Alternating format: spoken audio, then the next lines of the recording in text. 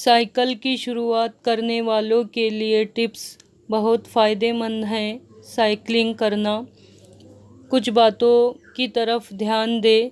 सिर को बचाएं, कपड़ों का ध्यान रखें, गियर का प्रयोग करें, सही साइकिलिंग का चुनाव करें, जूते पहने, पोजीशन को बदलते रहें, हेडफोन का प्रयोग ना करें।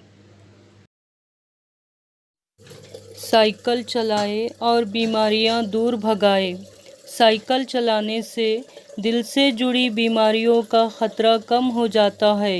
इससे धड़कन तेज़ होती है और खून की रफ्तार बढ़ जाती है। दौरान खून बराबर रहता है। साइकिल चलाने से पैरों की अच्छी एक्सरसाइज हो जाती है और इससे पैरों की हड्डियां मजबूत होती है। साइकिल चलाने से इंसान चुस्त व फुर्तीला रहता है। साइकिल चलाने से दिमाग मजबूत होता है। रोज़ाना आधा घंटा साइकिल चलाने से जिस्म के सभी हिस्से मजबूत रहते हैं।